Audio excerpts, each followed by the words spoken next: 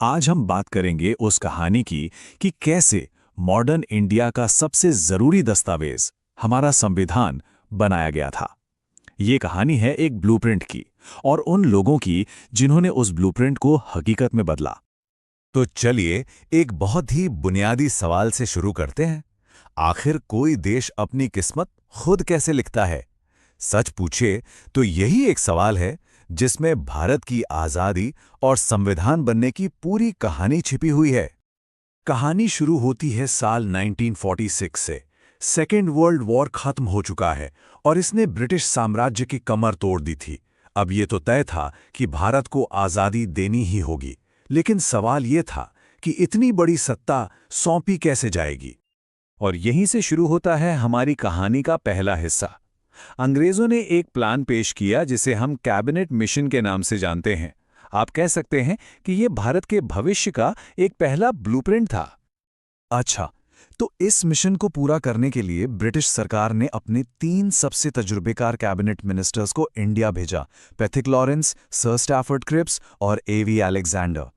इनका बस एक ही काम था, पावर ट्रांसफर का एक वर्केबल प्लान तैयार करना। तो आखिर ये प्लान था क्या? चलिए इसे समझते हैं।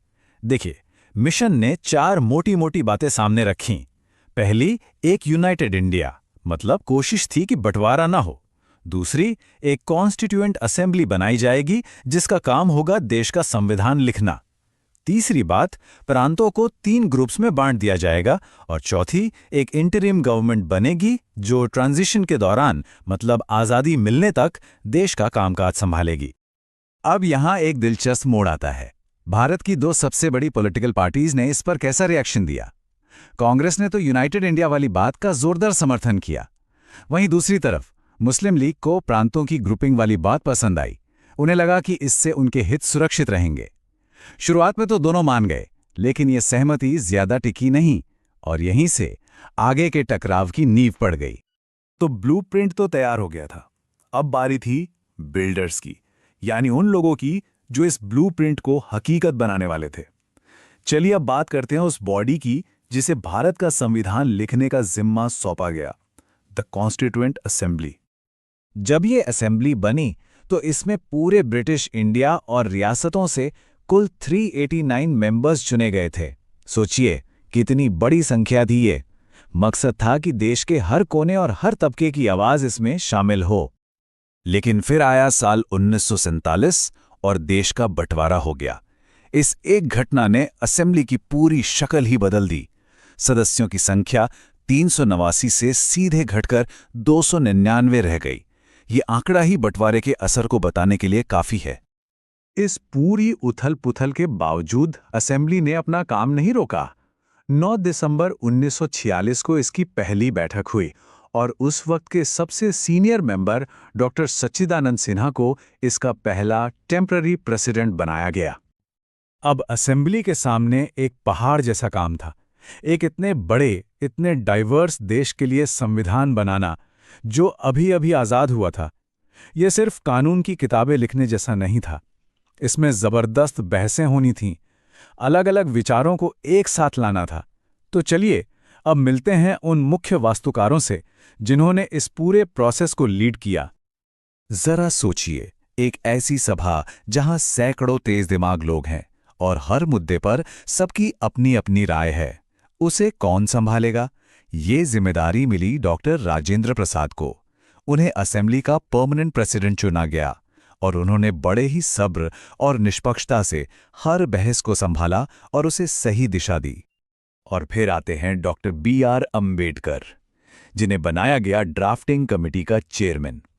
मतलब संविधान का जो असल टेक्स्ट है, जो शब्द हैं, उन्हें लिखने, कानूनी जामा पहनाने और हर सवाल, हर तर्क का जवाब देने का सबसे बड़ा काम उन्हीं के कंधों पर था। पर देखिए, कोई भी बड़ी इमारत बिना मजबूत नींव के खड़ी नहीं हो सकती। ये नींव रखी जवाहरलाल नेहरू ने जब उन्होंने उद्देश्य प्रस्ताव पेश किया।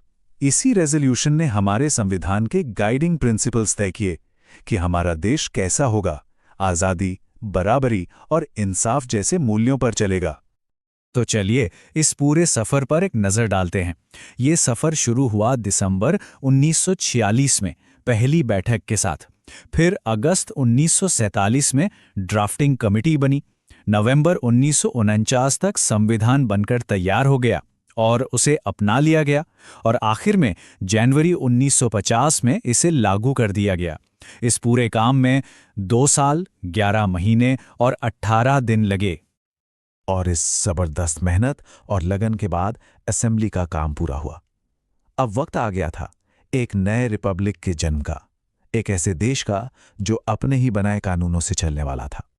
तो अगर पूरी कहानी को नटशेल में समझें तो कैबिनेट मिशन प्लान वो ब्लूप्रिंट था जो अंग्रेजों ने दिया था, और कॉन्स्टिट्यूएंट असेंबली वो निर्माता थे जिन्होंने उस ब्लूप्रिंट को सिर्फ एक स्टार्टिंग पॉइंट की तरह इस्तेमाल किया और फिर अपनी समझ, बहस और दूर की सोच से भारत के संविधान की एक शानदार इमारत खड़ी की। ये फर्क समझना बहुत जरूरी है। और फिर वो ऐतिहासिक दिन आया, 26 जनवरी 1950। इस दिन हमारा संविधान पूरी तरह से लागू हुआ और भारत ऑफिशियली एक संप्रभु गणराज्य बन गया, और इसी दिन को हम हर साल गणतंत्र दिवस के तौर पर मनाते हैं। तो 70 साल से भी ज्यादा पहले उन निर्माताओं ने एक गणतंत्र की नींव रखी थी। लेकिन सोचने वाली बात यह है कि उनके लिखे हुए शब्द, उनके तय किए हुए सिद्धांत आज हमारी दुनिया को, हमारे समाज को और हमारे हक को किस तरह से शेप